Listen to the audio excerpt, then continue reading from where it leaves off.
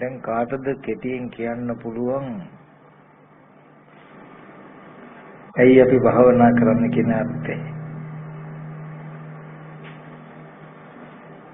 චතුරාර්ය සත්‍ය පොතේ නෙමෙයි, වචනේ නෙමෙයි,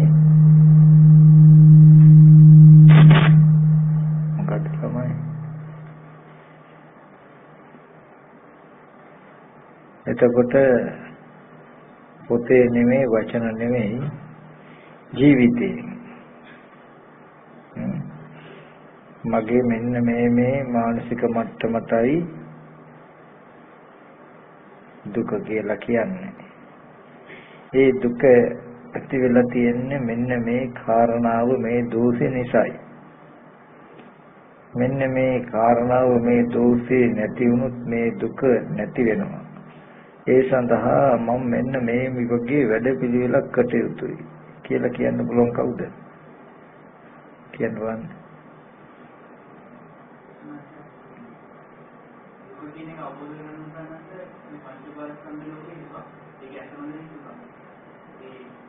පංචබලස්කන්ධ ලෝකයේ සංහාව ඇති කියන සංහාව තමයි දුක හේතුව. ඒ දුක නැති කරගන්න ඒ පංච සංහාව තේරගත්තා ඒක තමයි දුක නැති කිරීම. සම්මා දිට්ඨිය පටන් ගන්න මාර්ගය තමයි ඒක වැඩි වීම මාර්ගය. සංහාව හේතුව පටිච්චසමුප්පාදේ අවිද්‍යාව දක්වා යනවා. විද්‍යාව කියන්නේ අපි ඇත්ත නොදන්නා මේ පංචබලස්කන්ධ ලෝකයේ සත්‍ය ස්වභාවය නොදන්නා. ඒ සත්‍ය ස්වභාවය වෙන්නීම තමයි විදර්ශනාව. ඒක තමයි කරගෙන යන්නේ. අපි ජීවිතෙන් ගත්තොත් අපිට දැන් ඉන්නකොට හැම කෙනාටම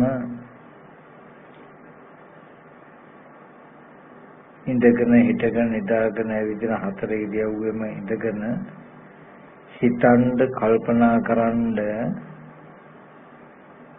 පුළුවන් වටපිටාවක් තියෙනවනේ මනසේ. අම්මලා ගැන, තාත්තලා ගැන, දරුවෝ ගැන, ගෙවල් ගැන, එතකොට ඉඩ කඩන් ප්‍රශ්න, එතකොට මිල මුදල්, යාන වාහන, එතකොට යාළු මිත්‍රයෝ ගැන හිතන්න පුළුවන් හිතෙන්. ඒ අය අරඹය කළ කී දේවල් ගැන හිතෙන්ම සතුටු වෙන්න පුළුවන්. ඒ දේවල් ඒ අය අරබය කළ කී දේවල් ගැන හිතෙන්ම පසුතැවිලි වෙන්න පුළුවන්. එබඳු අපිට හිතන්න පුළුවන් ලෝකයක් තියෙනවා. ලෝකයක් කියන්නේ අපිට ඒක තේරෙන්නේ නැහැ මනස පිළිබඳව කියලා. දැන් සිහි කෙරුවොත් දානශාලාව තියනවා කියලා දානශාලාව ගැන හිතන්න පුළුවන්. කුටිය තියනවා කියලා හිතුවහම කුටිය තියනවා කියලා තේරෙනවා. ඒ ගැන හිතන්න පුළුවන්. වීඩියෝ කාලයක් ගන්න, වැස්සට තෙමෙනවද දන්නේ කියලා විස්තර හිතන්න පුළුවන්. ඇද ශාලාව හිතන්න පුළුවන්. ශාලාවට ගියේ නැත්තම් කූඹි වහනවා.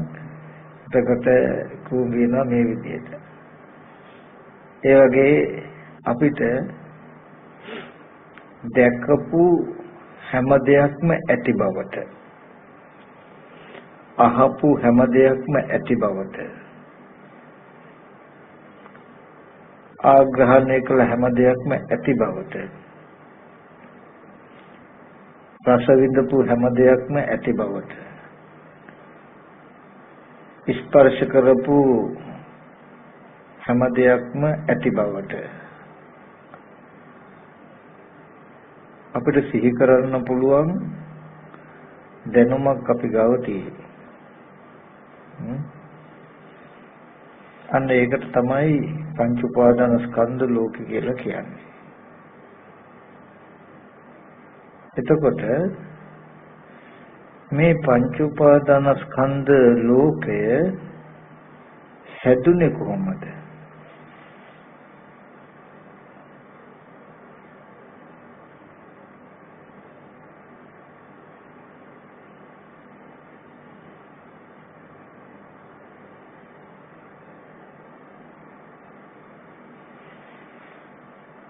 කොහොමද?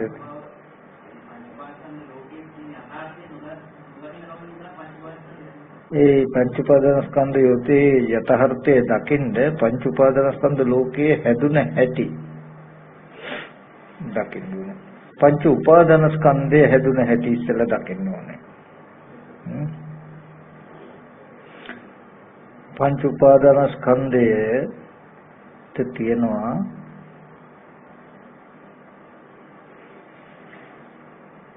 පංච උපාදානස්කන්ධයේ ඇතිවීමට හේතු 25ක් තියෙනවා. පංච උපාදානස්කන්ධයේ නැතිවීමට හේතු 25ක් තියෙනවා. ඔකට කියනවා සමපනස් ලක්ෂණයෙන් යුත් ස්කන්ධයන්ගේ උද්‍යම ඥානය කියලා. හරිද? රූප උපාදානස්කන්ධය ඇතිවෙන්න හේතු 5ක් තියෙනවා.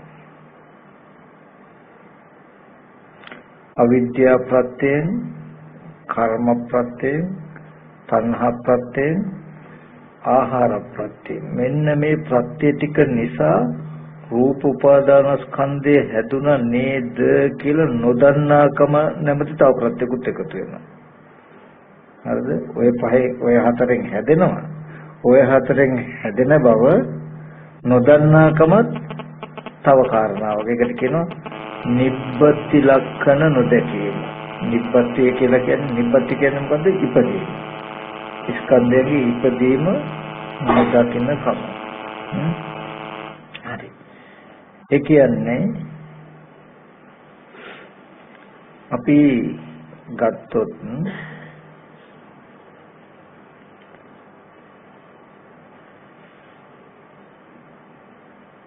දැන් ටීවී එකේ පෙනෙන රූපේ වගේ ඇස් ඉදිරිපිටට හම්බ වුණේ සත්ව පුද්ගල ද්‍රව්‍ය නොවන අනාත්ම ස්කන්ධ ටිකක් කියලා අපි මතක් කළානේ. එතන තියෙන්නේ ඒ ස්කන්ධ ටික සම්පූර්ණ ආහාර ප්‍රත්‍යයෙන්.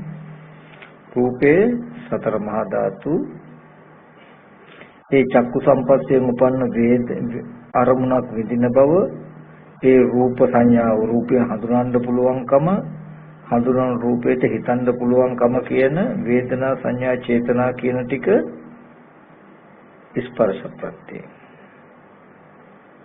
එතකොට ඒ රූපය පිළිබඳව දැයිදින් තියෙන රූපය පිළිබඳව කුමන හරි දෙයක් දැනගන්නකොට ඒ දැනගන්නවා කියන එක නාම රූප ප්‍රත්‍යය. ඇහැ රූපයයි දෙක රූපය, ඒ ස්පර්ශයෙන් උපන්න වේදනා සංඥා චේතනා කියන නාම, ඒ නාමයයි මේ රූපය, මේ නාම රූප ප්‍රත්‍යයෙන් තමයි අපි දෙයක් දැනගන්නේ.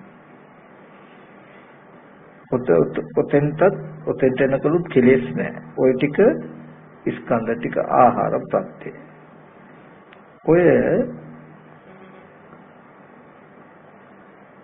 ස්කන්ධයන් ආහාර ප්‍රත්‍යයෙන් හටගත්ත ස්කන්ධය ආහාර නිරෝධයෙන් නිරුද්ධ වෙනවා. ප්‍රත්‍ය නිසා හටගත්ත ස්කන්ධය ප්‍රත්‍ය නිරුද්ධයෙන් නිරුද්ධ වෙනවා කියන එක නොදන්නාකම අවිද්‍යාව. ඒ අවිද්‍යාව නිසා ඒක රස විඳ ගැනීම නෝ බලනවා. ඒකට කියනවා භව තණ්හා. අවිද්‍යාව භව තණ්හා කියන කෙලෙසේ එතෙන්ට ආйти. ඒ අරබය අපි කෙනෙක් පුද්ගලයේ දෙයක් හැටියට හිතින් කීින් කිරින් කරනවා. හිතනවා. ඇහැට පෙනෙන දේ අරබය හිතින් කීින් කිරින් කරනවා. ආහාර ප්‍රත්‍යයෙන් හටගත්ත ස්කන්ධ ටිකට ඇත්ත නොදන්නාකමත් භව තණ්හාවත් කියන කෙලෙස් දෙක මුල් වෙලා හිතින් කීින් කිරින් කරනවා. එතකොට අවිද්‍යාව තියෙනවා, තණ්හාව තියෙනවා, හිතින් කීින් කිරින් කියන්නේ කර්ම. හිතින් කීින් කිරින් කරනවා පේන දෙයට. ආහාරයෙන් හටගත් ස්කන්ධ ටිකට. රූපේ සතර මහා ධාතු, වේදනා සංඥා චේතනා ස්පර්ශයෙන් ඒ නාම රූප දෙක නිසායි දැනගන්නවා. දැනගැනින්න කැටි උනේ මෙහෙම නේද කියලා දන්නවා නම් අවිද්‍යාව නැහැ. නමුත් මේ ආහාර ප්‍රත්‍යයෙන් හටගත්ත දැනගැනිල්ල ආහාර නිරුද්ධ වෙනකොටම නිරුද්ධ වෙනව නේද කියලා දන්නේ. එතකොට ඒ නොදන්නා අවිද්‍යාවත් ඒ අරබය නැමී පවතින නැත්තම් කැමැති ගතිය තමයි භව තණ්හා. ඒ ටික නිසා අපි හිතින් කියින් කරනකොට පැත්තකට ගියාම අර ආහාරයට අවිද්‍යා තණ්හාවෙන් මුල් වෙලා අපි හිතින් කියින් කරපු ටිකත් එකතු කළා පුද්ගලයේ රූපයක් අපිට හම්බ වෙන ඕන රූප උපාදානස්කන්ධය. දැන් ඇස් ඉදිරි පිටට ආවේ ටීවී එකේ වගේ රූපයක් පෙනෙන බව. එතන ආහාර ප්‍රත්‍ය. ආහාර ප්‍රත්‍ය මේ පෙනෙන බව තියෙන්නේ ආහාර ප්‍රත්‍යයෙන්. ඒ ටිකේ ඇත්ත නොදන්නාකම නිසා තණ්හාව නිසා ඒකට හිතින් කියින් අපි පෙනෙන දෙයට මේ ගාමිණී පොලිටික විජේ කුමාරතුංග කියලා අපි හිතනවා.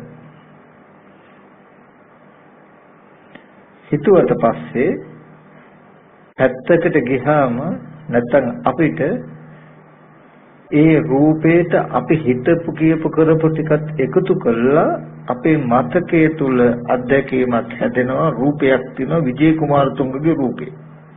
දැන් ඇස් ඉදිරියට ආපු රූපෙට අපි හිතුවේ දැන් ඔන්න විජේ කුමාරතුංගගේ රූපය කියලා අපිට හම්බ වෙන රූපය ගත්තාම රූප උපාදානස්කන්ධය. දැන් මේක හැදෙන්න අවිද්‍යාව, කර්ම, අවිද්‍යා, තණ්හා, කර්ම, ආහාර කියන ආහාර හැටියට හම්බ වෙන්නේ අනාත්ම ස්කන්ධ ටික. ස්කන්ධ ටික කියන ධර්මතා හතරත් ඒ හතර නිසා මෙන්න මෙහෙම රූපයක් හැදුනා නේද කියන කාරණාවක් හැදෙනව නේද කියන කාරණාවක් නොදන්නා කියන ධර්මතා පහ මුල් වෙලා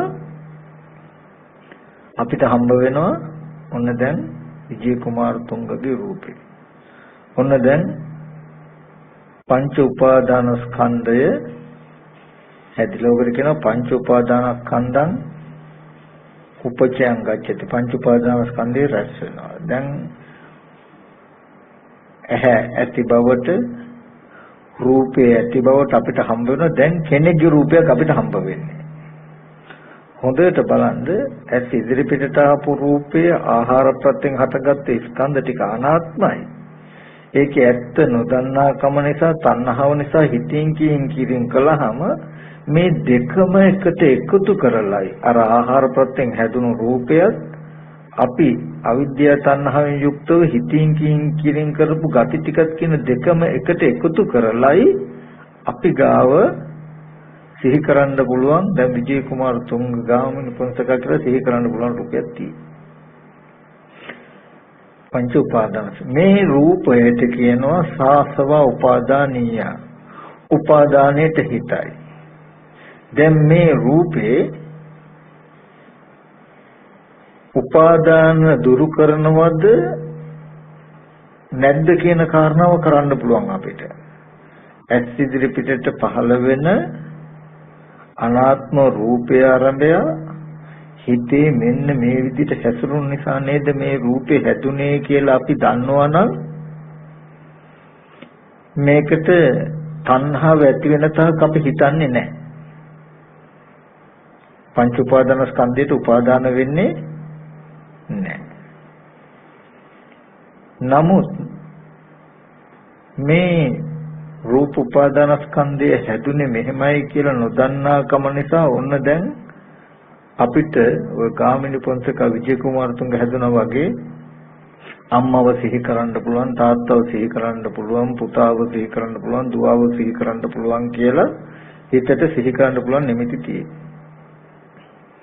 පංච උපාදාන ස්කන්ධයට උපාදාන වෙනවා. ඊට පස්සේ ඒ රූපය දරුවම කියන එක ඇත්ත වෙලා නැත්තම් පුද්ගලයෙක්ම කියන එක ඇත්ත වෙලා තණ්හාව ඇති වෙනකම්ම හිතනවා. එතකොට දැන් පංච උපාදාන ස්කන්ධයට උපාදාන වුණාම මොකද වෙන්නේ? භවය හැදෙනවා. භවය කියන්නේ අම්මලා ඉන්නවා තාත්තලා ඉන්නවා ගෙවල් දොරවල් තියනවා නෑදෑයෝ ඉන්නවා කියලා ඇති බවට ලෝකයක් හැදෙනවා. තමන් ඉන්නවා කියලා ඇති බවට ලෝකයක් හැදෙනවා. භවය හැදුනහම වෙන්නේ මොකද්ද? ජාතිය තමන්ුත් ඉන්නවා අනිත් අයත් ඉන්නවා කියන තැනකින් තමයි තේරෙන්නේ. කෙටියෙන් ගත්තාම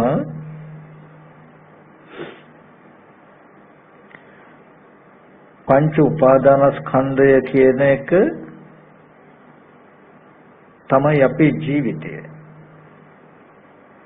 පංච උපාදානස්කන්ධය නැත්තම් අපිට මේ මම කියලා මේ අනිත් අය අනිත් පුද්ගලයෝ කියලා පණවන්න ලෝකයක් හම්බ වෙන්නේ නැහැ. ශුන්‍යතාවයක් හම්බ වෙන්නේ. එතකොට මේ පංච උපාදානස්කන්ධ ලෝකේ අම්මා තාත්තා දුව පුතා අයියා අක්කා කියලා අපි තණ්හාවෙන් ඒ ස්කන්ධ ටික උපාදාන වශයෙන් හැසිරෙන්න නැවත නැවතත් මේ පංච උපාදානස්කන්ධය එකතු වෙනවා රැස් වෙනවා මිසක ගෙවෙන්නේ නැහැ. ওই පංච උපාදානස්කන්ධයට තණ්හාව යම් වෙලාවක නැති වුණොත් පංච උපාදානස්කන්ධයට ඒ හිතට පෙනෙන රූපෙට අම්මා තාත්තා දුව පුතා අයියා අක්කා කියලා මේ තණ්හාව නැති වුණොත් මේ පංච උපාදානස්කන්ධ ලෝකේ පවතින්නේ නැහැ. එහෙනම් සම්මා දිට්ඨිය මොකක්ද? ඇස් ඉදිරිපිටට ආපු ස්කන්ධ ටිකේ ආහාර ප්‍රත්‍යයෙන් හටගත් ස්කන්ධ ටිකේ ඇත්ත පෙන්වනවා. ආහාර ප්‍රත්‍යයෙන් හටගත් ස්කන්ධ ටිකේ ඇත්ත පෙන්වනවා කියනකොටම එතන ඉඩ නැහැ මොකේද? අවිද්‍යාවට. මේ වෙලා තියෙන්නේ. එතකොට ඉඩ නැහැ භව තණ්හාවට.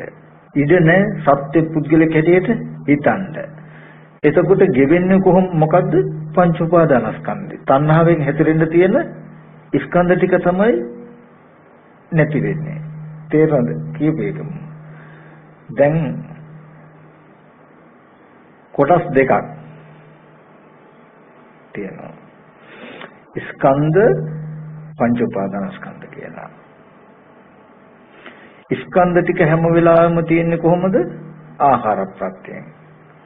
ස්කන්ධ ටිකේ ස්වභාවය හැම වෙලාවෙම අනාත්මයි, අනිත්‍යයි, දුකයි. ප්‍රත්‍ය නිසා හටගත්ත ස්කන්ධය ප්‍රත්‍ය නිරුද්ධින් නිරුද්ධ වෙනවා. ඊතුරුම නෑ. අපි දැන ගන්නකොට මේක නිරුද්ධ වෙලා ඉවරයි. ස්කන්ධයන්ගේ ස්වභාවය. නමුත් ප්‍රත්‍ය නිසා හටගත්ත ස්කන්ධ ටික ප්‍රත්‍ය නිරුද්ධින් නිරුද්ධ වෙනවා කියන එක නොදන්නාකමම අවිද්‍යාව. අවිද්‍යාව මුල් වෙලා තණ්හාව මුල් වෙලා අපි රූපය හිතෙන් හදා ගන්නවා. ඒකයි දැන් කර්මය කියලා කියන්නේ සංඛාරය කියන්නේ මොකද්ද? තව පැත්තකින් ගත්තාම රූපං රූපත්තය සංකතං අபிසංකරොන්ති इति සංකාරෝ. රූපේ පිනිස රූපයක් පිළියෙල කළ සකස් කරගන්න එකට සංස්කාරය කියලා කියනවා.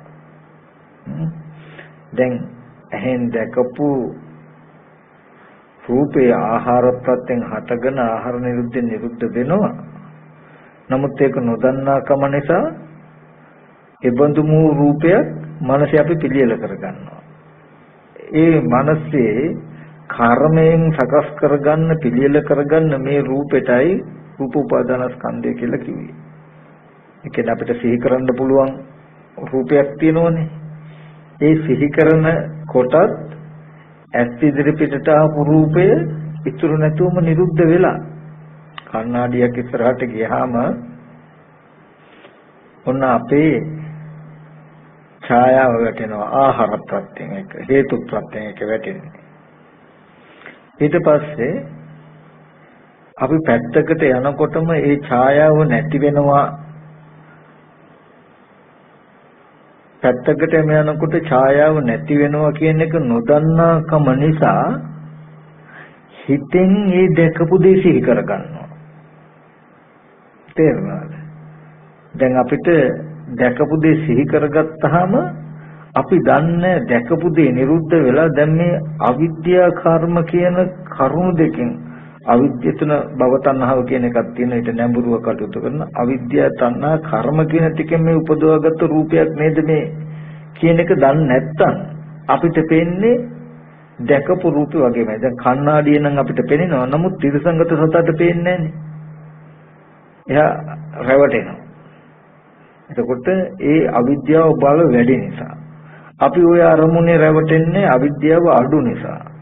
නමුත් ත්‍රිසංගත සතට කැඩපතේ පෙනෙනවා වගේම උණු දේ වගේම අපිට අපේ ජීවිතේ පෙනෙනවා. ඒ නිසා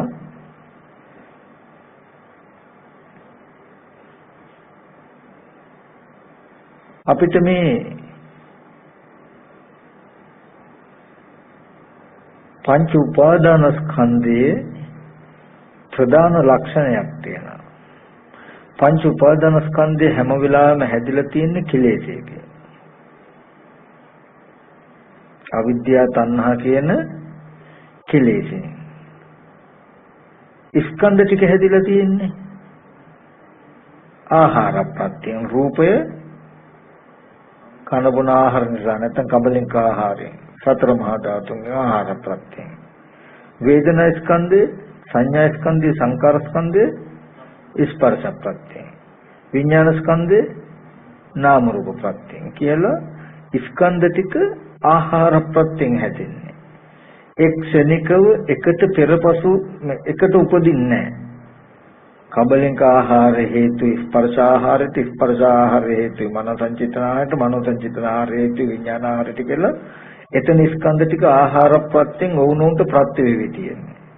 නමුත් පංච උපාදාන ස්කන්ධය පෙරපසු නැතුව එක චිත්තක්ෂණේ එකට හට ගන්නවා. එතකොට මෙන්න මේ පංච උපාදාන ස්කන්ධයේ දුක කියන එක පේන්න ඕනේ. ඒ දුකට හේතුව මොකක්ද? මේ ස්පර්ශ ආයතන හයේ ඇත්ත ඇටි නොදන රස විඳ ගැනීම අනුව බලපු නිසායි කියන එක දන්නවා. ස්පර්ශ ආයතන හයේ ඇත්ත ඇටි දැකලා රස විඳ ගැනීම අනුව නොබැලුව මේ පංච උපාදානස්කන්ධයෙන් පංච උපාදානස්කන්ධ දුකෙන් මිදෙනවා කියලා දන්නවා. ඒ නිසා ස්පර්ශ ආයතන හයේ ඇත්ත ඇති හැටිය දැක්ක යුතුයි කියන එක තමයි සම්මා දිට්ඨිය උත්තරය ආවේ. ඊට පස්සේ ඒ ස්පර්ශ ආයතන හයේ ඇත්ත ඇති හැටිය පෙන්වන්න හිතන බව තමයි සම්මා සංකප්පය. ඒ ස්පර්ශ ආයතන හයේ ඇත්ත ඇති හැටි දකින්න යම් උත්සාහයක් තියෙද එයාගේ සම්මා වායාම. ඒ ස්පර්ශ ආයතන හයේ ඇත්ත ඇති හැටි දකින්න යම් සිහියක් යොදයිද එයාගේ සම්මා සතිය. ස්පර්ශ ආයතන හයේ ඇත්ත ඇති හැටි දකින්න යම් චිත්ත ඒකාග්‍රතාවයක් ඇති වෙද එයාගේ සම්මා සමාධිය. වාචා කම්මන්ත ආජීව කියන ධර්මතා තුනේ පිහිටලා තියෙනවා. සීලේ පිළිපදලා තියෙනවා. සීලේ පතිත්තාය නරෝ සපඤ්ඤෝ චිත්තම් පඤ්ඤංච භාවය. යම් කිසි නොනැති පුරුෂයෙක් සීලයක පිළිපද සමත විදර්ශනා වඩයි නම් කියලා සමතය කියලා කිව්වේ වායාම සති සමාධි කියන කරුණු තුන. පඤ්ඤං කියලා කිව්වේ විදර්ශනාව ditthi සංකප්ප දෙක. එතකොට සීලේ පතිත්තාය නරෝ සපඤ්ඤෝ චිත්තම් පඤ්ඤංච භාවයන් කියන වචන තුල තියෙනවා ආර්ය අෂ්ටාංග මාර්ගය. තේරුණානේ? එතකොට ඒ නිසා දැන් අපිට එහෙම දැක්මක් තියෙන නිසා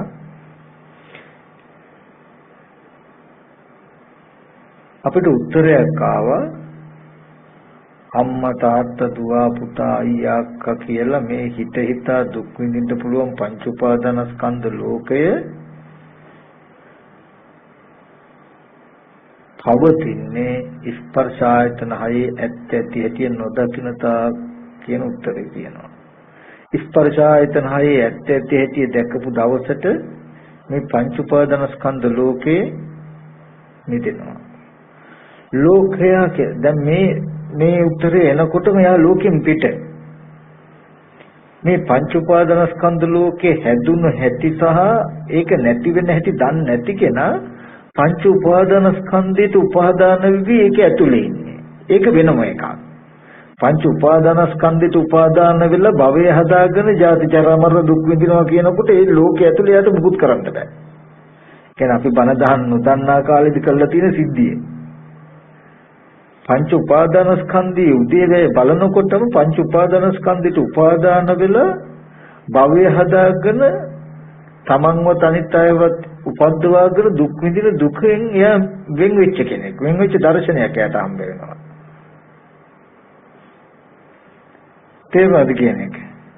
ඒකයි මේකේ වෙනස. දැන් අර පොඩි ඕගලන්ට පැටලවිල්ලක් වගේ වෙන්න පුළුවන් වගේ තියෙන දැන් පංච උපාදානස්කන්ධයට තණ්හා කරනවා කියන තැනයි.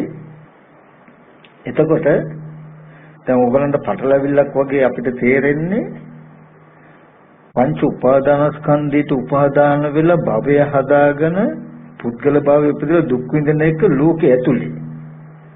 දැන් අපි මේ කතා කරන පංච උපාදානස්කන්ධය උදේවේ කතා කරනකොටම අර සිද්ධාන්තයෙන් අපි බැහැර වෙනවා. ඒ කියන්නේ ඒ ලෝකේ ආරම්භයේම අපිට අහු වෙනවා මේ ලෝකේ හැදුන හැටි. තේරුණාද කියන එක?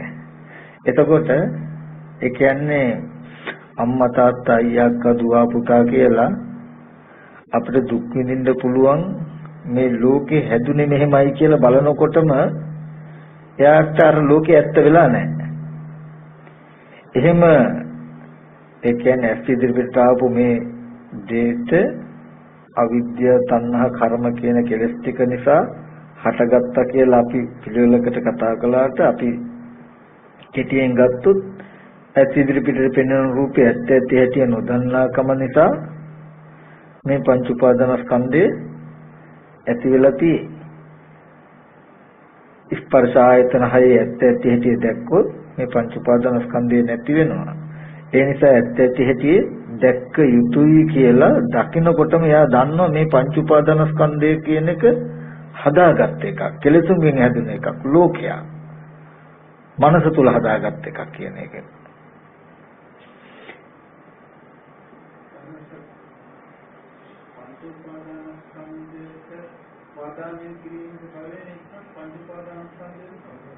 පංච උපාදානස්කන්ධයට උපාදාන වීම නිසායි භවය. භවය කියනකොට කාම වස්තු කාම සැප විඳින්න පුළුවන් විදියට රත්තරන් තියනවා, රිදී තියනවා, ගෙවල් තියනවා, අම්මලා තාත්තලා ඉන්නවා කියලා ද්‍රව්‍ය කාරණා මිනිස්සු පුද්ගලයා ඇති බවට හම්බෙන එක තමයි භවය. ඒ පංච උපාදානස්කන්ධය කියලා රූපේ නිකම්ම සිහි කරන්න පුළුවන් වුණාට රූපේ නිකම්ම සිහි කරන්න පුළුවන් වුණා කියලා ඒ රූපය සිහි කරනකොට රූපේ ද්‍රව්‍ය කාරණා නැත්තම් අපිට සැප දුක් විඳින්න අම්මලා තාත්තලා අතුරු කරලා කාම ලෝකේ විපාකයක් විඳින්න පුළුවන්කම තියෙයිද? නැහැනේ. නමුත් රූපේ සිහි කරන්න පුළුවන් කම තියෙයි. ඒ රූපේට රූප උපාදානස්කන්ධයට කාම උපාදානය කියන උපාදානයෙන් උපාදාන වුණාම තමයි ඒක ද්‍රව්‍ය කාරණා වෙන්නේ අපිට. ditthi උපාදානයෙන් උපාදාන වුණාම තමයි ආත්ම කියන්නේ සත්‍ය පුද්ගලයෝ ඉන්නවා වගේ තේරෙන්නේ. මනස තුල සිහි කරන්න පුළුවන් ස්කන්ධ ටික හිතින් හදාගත්ත ස්කන්ධ ටිකට කෙලස් ටිකක් එකතු වෙලා තමයි මිනිස්සුයි ගෙවල් දොරවල් හැදිලා තියෙන්නේ අපිට.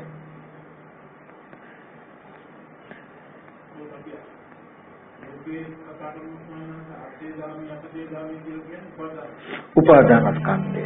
ඒකයි දැන් මේ ස්පර්ශ ආයතන හයේ ඇත්ත බලන්න අපේ මනසෙන් මේ පංච උපාදානස්කන්ධය ගෙවෙනවා. දැන් උපාදාන වෙලා තියෙන ස්කන්ධ ටික අම්මා තාත්තා අයියා අක්කා දුව පුතා ඉන්නවා කියලා උපාදාන වෙලා තියෙන ස්කන්ධ ටික ටිකෙන් ටික ගෙවිලා යනවා. සම්මා දිට්ඨිය සම්පූර්ණ වෙච්ච දවසට ස්පර්ශ ආයතන හය පිරිසිඳ දැකීම සම්පූර්ණ වෙච්ච දවසට ආශ්‍රවයන්ගෙන් මිදෙනවා, කෙලෙසුන්ගෙන් මිදෙනවා කියලා කියන්නේ එයා පංච උපාදානස්කන්ධ දුකෙන්ම මිදෙනවා. ජාතියෙන් මිදෙනවා, ජරාවෙන් මිදෙනවා, ශෝක පරිදේව දුක්ඛ දෝමන සුපායාසයෙන් මිදෙනවා. එයාට සිහි කරන්න ලෝකයක් නෑ මෙහෙම. මේ පැත්තේ නෑදෑයෝ, ගෙවල් දොරවල්, ඉඩකඩම් තියනවා කියලා එහෙම භවයක් නෑ. යාට සැප දුක් විඳින්න.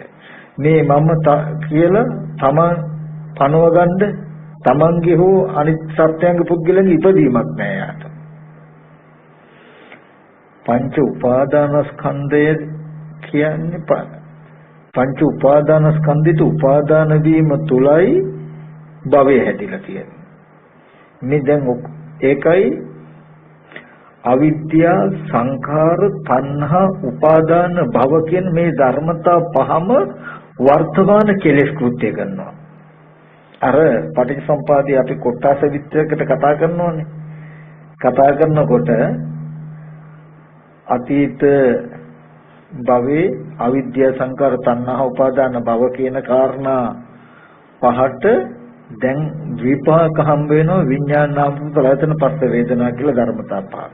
ඒ කියන්නේ ආහාර ප්‍රත්‍යයෙන් හටගත් ස්කන්ධ ටික ඒ දෙන්නේ. විඥාන නාම රූප ලයතන පස්ස වේදනා කියලා. ඒකේ සත්‍ය නැහැ, පුද්ගලය නැහැ, ලෝක නැහැ, කවුරුවත් නැහැ ශුන්‍යතාවය. ඒ විඥාන නාම රූප ලයතන පස්ස වේදනා කියලා විපාකෝ ස්කන්ධ ටිකේ අද අවිද්‍යා සංකාර තණ්හා උපාදාන කියන කමෙන් තමයි මේ භවය හදාගෙන ජාති ජරා මරණ කියන දුක් විඳින්නේ.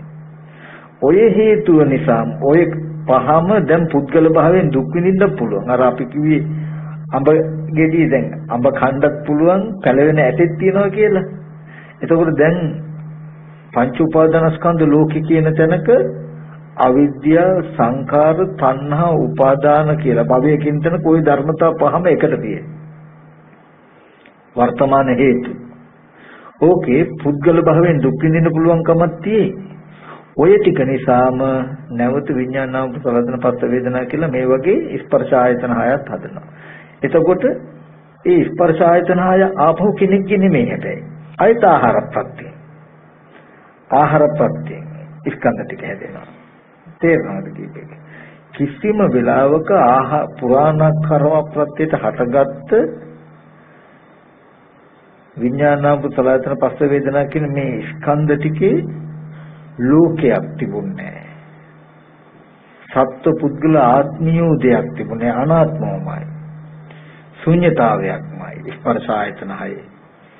ඒ ශුන්‍යතාවේ ඒ අනාත්ම ස්වභාවයේ ඒ සත්‍ය ස්වභාවය නොදන්නා අවිද්‍යාව නිසාම පිළියෙල කරගත්ත සකස් කරගත්ත පංච උපාදානස්කන්ධය සංඛාර කියනකොට සංඛාරය කරන වැඩේ තමයි මේ පංච උපාදානස්කන්ධය සකස් කරන එක. ස්කන්ධ ටික අවිද්‍යා සංඛාරයේ කෘත්‍ය තමයි දැකපු රූපේ බඳුම රූපයක්, ඇහැ බඳුම ඇහැ, කන බඳුම කනක්, ශබ්දයේ බඳුම දෙයක් හදන එක අවිද්‍යා සංඛාරයේ කෘත්‍යය. ඒකට තණ්හා උපාදාන වුණාම තමයි භවය හැදෙන්නේ. ඒ කියන්නේ අම්මා තාත්තා අයියා අක්කා මම පුද්ගලයෝ කියලා සිහි කරන්න පුළුවන් ලෝකෙ හැදුනේ. භවයේ හින්දා ජාති දැන් ඉතින් මට බැන්න මට ගැහුවා මම ගහන්න යනවා මගේ අම්මා මරුණා තාත්තා මරුණා කියලා ජරා මරණ දුක් විඳින්න පුළුවන්.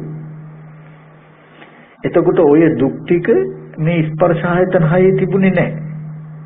ඔය හිතන සත්‍ය පුද්ගලයෝ පෙර ඉඳන් ආවෙත් නැහැ. කොහටවත් යන්නෙත් නැහැ. තේරෙනවද මේ අවස්ථා දෙකට කඩා ගන්න. රූපං රූපත්තය කියලා කිව්වේ සංඛාරයට උන පංච උපාදාන ස්කන්ධේ රූපේ හදන එක. ඒකට කියනවා චක්කායතනයේ උපචේ රූපේ කියලා. උපචේ කියන්නේ චක්කායතනේ රැස් වෙනවා. උපචේ කියන්නේ රැස් වෙනවා කියන එක. චක්කායතනය පුරාණ කර්ම ප්‍රත්‍යයෙන් හැදෙනකොට විපාක මට්ටමේදී ප්‍රත්‍යයෙන් හටගත් එකක්. තණ්හාවෙන් හැදෙනකොට චක්කායතනම උපචේ රූපය. චක්කායතනයේ ප්‍රත්‍යයද උපචේද වෙනවා. තේරුණාද කියන්නේ? කෙටි එච්චර විස්තරයක් ගන්න නැත්නම් එකම එක කෙටියෙන් තමයි මම අර මතක් කරන්නේ. අද අපිට මෙතන ඉඳලා සිහි කරන්න පුළුවන් අඬන්න වැළපෙන්න කතා බහ කරන්න පුළුවන් දුක් වෙන්න පුළුවන් පසුතැවිලි වෙන්න පුළුවන් අරමුණු සිහි කරන්න පුළුවන් මේ මානසික මට්ටමට තමයි පංච උපාදානස්කන්ධ ලෝකේ කියලා කියන්නේ. ඔය ලෝකේ හැදුනේ ස්පර්ශ ආයතන හය නැත්නම් ඇස් ඉදිරි පිටට හම්බ වෙන රූපේ ඇත්ත ඇති හැටි නොදන්නාකම නිසා. කෙටියෙන් මේ ගන්න එතකොට මේ ස්පර්ශ ආයතන හයේ ඇත්ත ඇති හැටි දැක්කොත් මේ පංච උපාදානස්කන්ධ ලෝකය නිරුද්ධ වෙනවා. සම්මා දිට්ඨි මේ නිසා පංච උපාදාන මේ ස්කන්ධයන්ගේ ඇත්ත වෙනවා. ඔක තමයි ලෝකෝත්තර සම්මා දිට්ඨිය. තේරෙන්නේ? ඒ සම්මා දිට්ඨිය ඇති කරගන්න සම්මා දිට්ඨිය වඩනකොට වෙන්නේ පංච උපාදානස්කන්ධයට උපාදාන වශයෙන් හැසිරෙන්න ඉඩ නැති වෙලා. තියෙන උපාදානය ඒකේ වෙන්නේ. ඒ කිව්වේ දැන් අම්මා කියලා සිහි වෙනකොටම වෙනදට ඒ අරමුණ අම්මම කියලා අපි පිළිගත්ත ඇසුරු කරුවගෙන පංච උපාදානස්කන්ධයට උපාදාන වුණා. දැන් අම්මා කියලා සිහි කරනකොටම මම අම්මා කියලා සිහි කෙරුවට ඇස් ඉදිරි පිටට ආවේ මෙහෙම රූපයක් නේ. කන බොන ආහාරයෙන් හැදුණු කෙස්ලොම් නියදත් හම්මස්නහර ඇට මිදුළු මේ වගේ කුණප කොටස් ටිකක් තියෙන තැනක පිහිටි හැඩසටහනක් නැති ඉදිරි පිටට ආවේ කියලා මේ පැත්තේ ඇත්ත පෙන්නනවා කියලා කියන්නේ අර රූපේ අම්මා කියලා හැසිරෙන්න තියෙන ඉඩයි මේ දීලා නැත්තේ. ඒක සම්මාදිට්ඨිය භාවිතා කරනකොට පංච උපාදානස්කන්ධයට උපාදාන වෙන්න ඉඩ නැහැ. ස්පර්ශ ආයතන හය ඇත්ත පෙන්නකොට සතිපට්ඨානෙ වඩනවා කියලා කරන්නේත් ඒක. මේ පැත්තේ ඇත්ත පෙන්වන්න බැරි වුණොත් මොකද වෙන්නේ? අම්මා කියලා සිහි කරනකොට පෙන්වන්න ඇත්තක් නැති වුණොත් ඒකමයි ඇත්ත. ඊට පස්සේ අම්මාට යහපත පිණිස අයහපත පිණිස හිතන ඒකයි පුඤ්ඤාභි සංකාර අපුඤ්ඤාභි සංකාර කියලා කියන්නේ හොඳට නරකට හිතන එකම තමයි තියෙන්නේ. මං කිව්වේ භවනා කරනකොට පුද්ගලයෙක් සිහි වුණොත් මං කෙනෙක් කියලා සිහි කළාට ඇස් ඉදිරි පිටට ආවේ මෙන්න මෙහෙම දෙයක් නේ කියලා පෙන්වන්න. සිහි වෙන පංච උපාදානස්කන්ධය පිළිගන්න එපා. ඒ රූපේ පිළිගන්න එපා. ඔකට හොඳ සූත්‍රයක් තියෙන සංයුත්ත නිකායේ මාර සංයුත්තේ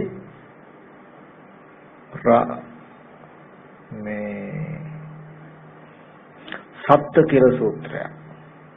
රාධාමුදුර අහනවා සත්‍ය කියලා කියනවා කොපමණකින් සත්‍යයද කියලා. එතකොට ඒකම තියෙන සූත්‍ර ටික ඔක්කොම බලන්න. ඒකෙදි හොඳට පෙන්වන බුදුරජාණන් වහන්සේ මේ රූපේ පිළිගන්න එපා. මේ රූපේ ගෙවා දාන්න, මේ රූපේ අත්හරින්න, මේ රූපේ නිරුද්ධ කරන්න, විද්වංශනය කරන්න. ඒ කියන්නේ දැන් යාළුවෙක් කියලා සිහි වෙනකොටම යාළුවාගේ රූපේ පිළිගන්න එපා. ඒක සිහි කරන්න එපා. ඒකේ හැසිරෙන්න එපා. හැසිරෙන්න ඉඩ දෙන්න එපා. මම යාළුවා කියලා සිහි කළාට ඇස් ඉදිරි පිටට ආවේ මෙහෙම රූපයක් නේ කියලා පෙන්වන්නේ ඇස් ඉදිරි පිටට ආපු රූපේ ඇත්තයි. මේක වටන්න මේ යාළුවා කියලා සිහි වෙච්ච අරමුණ ගෙවා ගන්න වෙන ක්‍රමයක් නැහැ. ආත්ම සංඥාව ඇතුලේ ආත්ම සංඥාව අයින් කරන්න ක්‍රමයක් නැහැ. අනාත්මය පෙන්වන්න විතරයි තියෙන්නේ. පෙන්වලා විතරයි අයින් කරන්න තියෙන්නේ. තේරෙනවද? ඒ නිසා ආධ්‍යාත්මික බාහිර දෙකම කෙලෙසයකටයි ආධ්‍යාත්මික බාහිර කියලා බෙදලා දෙන්නේ. දැන් අම්මා සිහි කරනවා වගේම තමයි මම කියලා සිහි කෙරුවට ඇස් ඉදිරි පිටට ආපු රූපේ මෙහෙම එකක් නේ. කන බොන ආහාරයෙන් හැදුණු කෙස්ලොම් නියදත් හම්මස් කියන කුණුප කොට ටිකක් මත පිහිටි වර්ණ සටහනක් මේ හැට පෙනුනේ කියලා පෙන්නනවා. ඒ සතර මහා ධාතු රූපෙට මම කියන හැඟීම බහලන්න ඉඩ නොදෙන විදිහට. ওই විදිහට සත්පුද්ගල භාවයට සිහි වෙන හැම අරමුණක්ම අනාත්ම සංඥාවෙන් පෙන්නලා අතහරින්න ඕන. ඕකට තමයි අපි කායගත සතිය කියලා කියන්නේ. කායගත සතිය වඩනවා කියලා කියන්නේ. සම්මා දිට්ඨිය අපිට තියෙනවනේ. මේ පුද්ගලයෙක් හැටියට, අම්මා හැටියට, තමන් හැටියට සිහි කරගන්න පුළුවන් මේ පංච උපාදාන ස්කන්ධය තමයි දුක. මේ දුක කියන එක නැති වෙන්නේ සම්මා දිට්ඨිය නැත්නම් ඇත්ත පෙන්වන තාක්ම ස්කන්ධය. ඒ අරමුණත් එක්ක තියෙන තණ්හාව තමයි නැවත දුක පවත්න්නේ. එතකොට දුක්ඛ ඒ ස්කන්ධ ටික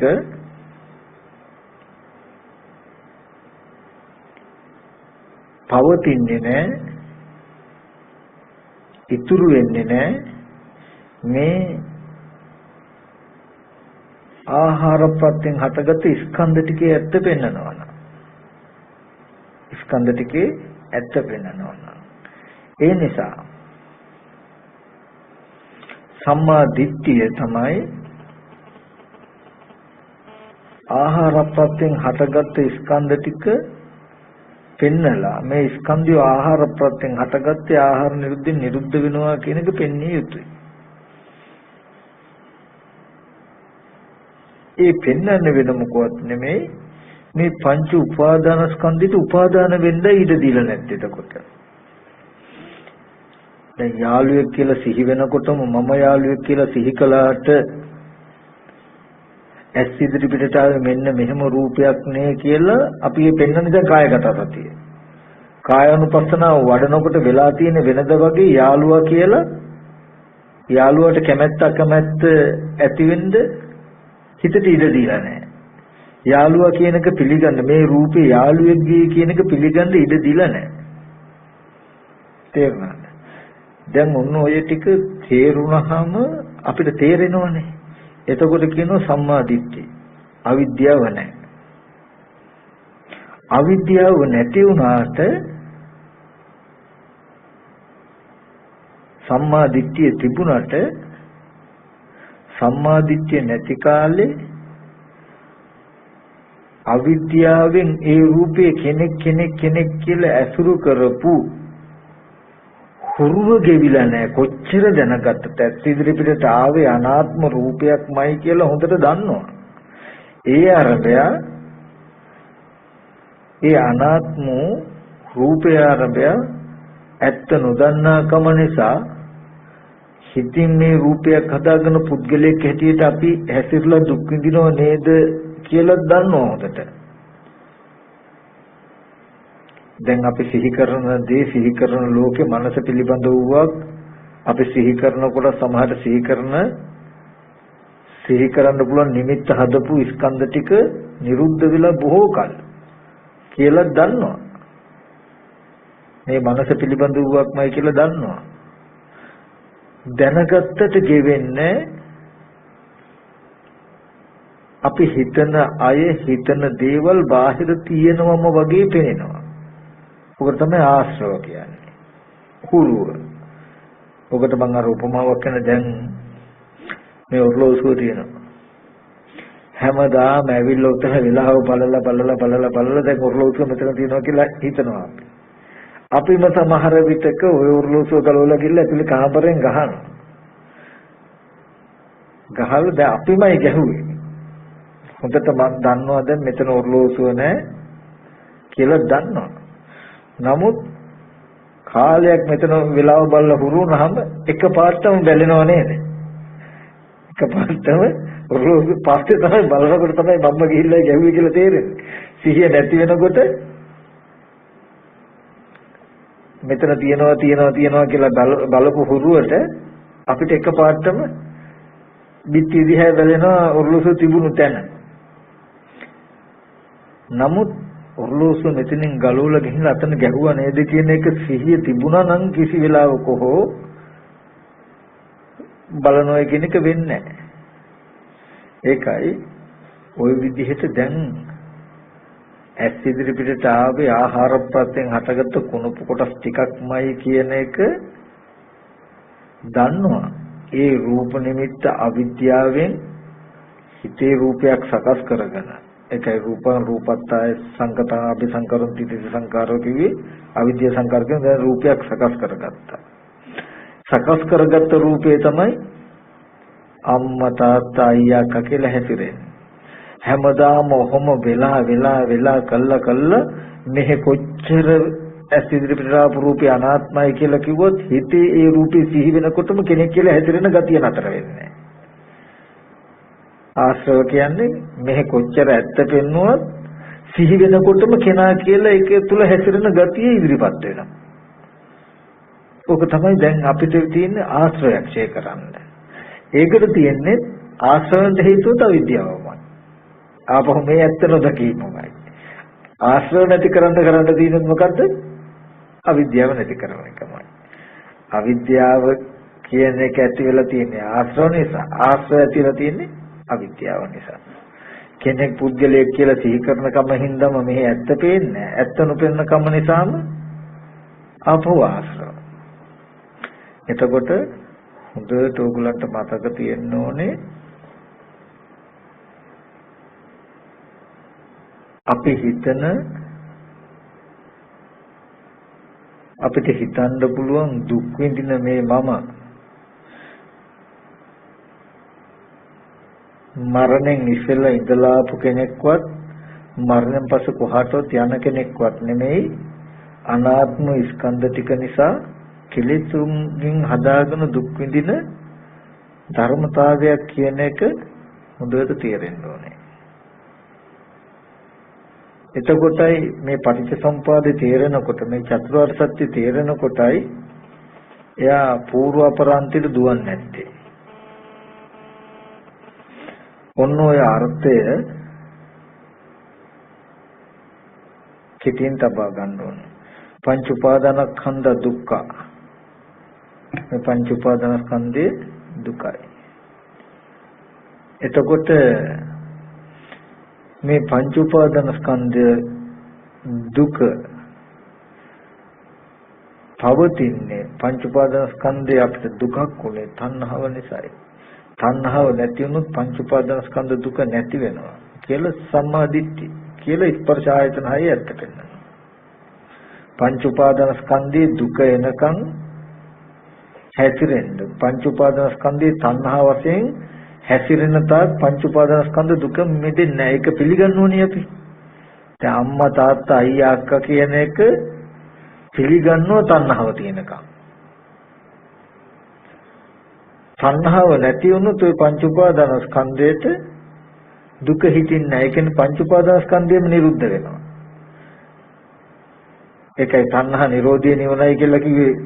පංච උපාදානස්කන්ධ දුක නිරුද්ධ වෙනවා.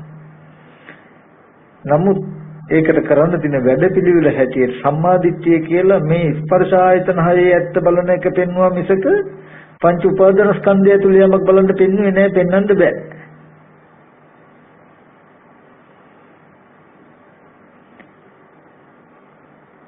එතකොට පංච උපාදානස්කන්ධයේ උදේවැය බලනකොට පංච උපාදානස්කන්ධය ඇතුලේ නෙමෙයි යා පිට. ඒ කියන්නේ මේ උපාදාන වෙන ස්කන්ධ ටික හැදුනේ මෙහෙම නේද කියලායි බලන්න. ඒක තේරුම විදිහට වෙන්නේ. අන්න ඒ ටික හොඳට තේරුම් ගන්න. ඒ නිසායි වර්තමාන අපිට භවය හදලා මම ඉන්නවා අනිත් අය ඉන්නවා ගෙවල් දොරවල් යාන වාහන ඉදකඩම් තියනවා කියලා භවය හදාගෙන තමන්වත් උපද්දවාගෙන අනිත් අයවත් උපද්දවාගෙන සැප දුක් විඳින්න පුළුවන් මේ ලෝකය හැදිලා තියෙන්නේ අවිද්‍යා කර්ම කියන මෙන්න මේ කෙලෙස් ටිකෙන්. අවිද්‍යා සංඛාර තණ්හා උපාදාන භව කියන මේ කාරණා පහම වර්තමාන කර්ම භවයේ හැටියට වර්තමාන හේතු හැටියට පෙන්වන්නේ නිසා. ওই ධර්මතා පහම එකතු වෙලා තමයි මේ ටික සකස් කරලා තියෙන්නේ. වෙන ක්‍රමයක් නැහැ. ඒ නිසා මේ පංච උපාදානස්කන්ධ දුකෙන් මිදෙන්නයි පංච උපාදානස්කන්ධ දුකෙන් මිදෙන්නයි අපි මේ භාවනා කරනවා කියන එක කියන්නේ කරන්නේ කියන එක එතකොට මතක තබා ගන්න ඕනේ. පංච උපාදානස්කන්ධයේ පිරිසිඳ දකින්නවා කියලා කිව්වේ. මේ පංච උපාදානස්කන්ධයේ හැදුනේ මෙන්න මෙහෙම මේ හේතු ටික නැති වෙනවා මෙන්න මේක කත යුතුයි කියන නුවණ තමයි සම්මාදිට්ඨිය. ඊට පස්සේ ආර්ය අෂ්ටාංග මාර්ගයේදී සම්මාදිට්ඨිය කියලා කියන ටිකම ඉලක්ක වෙන්නේ. එයා හැම වෙලේම රූපේ ඇත්ත බලනවා. රූපේ ඇත්ත දකින්න උපකාර පිණිස හිත වඩනවා. හිත වඩන්න උපකාර පිණිස සීලයක පිළිපදිනවා. සීලයේ පිළිතල සමතයකින් හිත වඩ රූපේ වේදනාවේ සංඥාවේ සංඛාරේ විඥානේ ඇත්ත බලනවා. ඉස්සෙල්ලාම අපිට මේ කාම භූමියේ අහු වෙන්නේ රූපය. එහෙනම් රූපය ගැන ඉස්සෙල්ලා බලන්න. තේරුණාද? ඒ නිසා ඔන්න ඔය ටික දුරට තේරුම් ගන්න. ජීවිතය කොච්චර හරි නැවත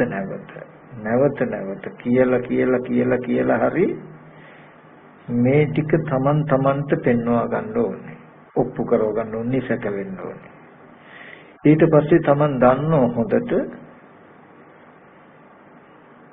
මේ දුක නැති කරගන්න කොතනක හිටියත් මෙන්න මේ ටිකයි කරන්න ඕනේ කියලා. එයාව ඉදිරියෙන් පිටිපස්සෙන් අදින්න තල්ලු කරන්න ඕනේ. එයා දන්නවා දුක ගෙවා ගන්න මේක මං කට යුතුමයි. වෙන ක්‍රමයක් නැහැ කියන එක. තේරුණාද? ඒ නිසා මං කියලා දුන්න විදියට හැමදෙනාම හවස් කාලෙදිත් ඇවිල්ලා භාවනා කරන්න සති නිමිති හිත තබාගෙන ආනාපාන සතිය වඩන්න ඒ විදිහටම බුදු ගුණ අසුභය මරණය ආදී ඕනම කමඨහනක් වඩන්න පුළුවන්.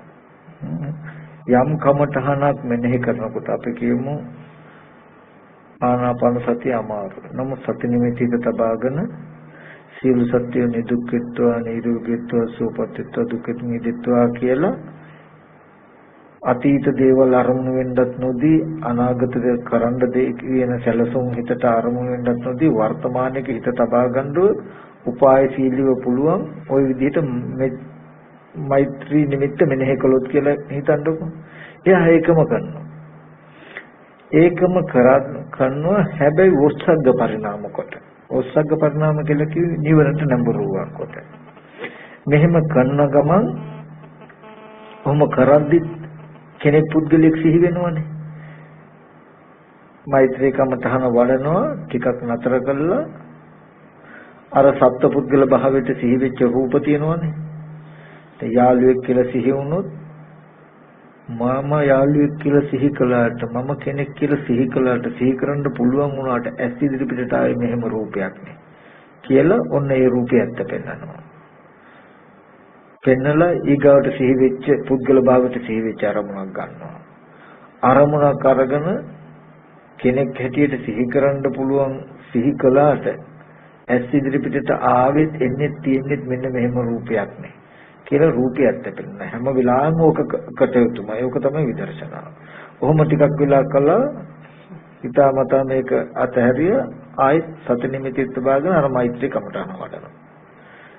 ආයත් මෛත්‍රී කමඨහන වඩලා ආයත් මේ විදිහට විදර්ශනා කරනවා. ওই විදිහට සමත විදර්ශනා යුගනද්දව ගන්නවා ආනාපාන සතිය වගේම මෛත්‍රී කමඨහනේ.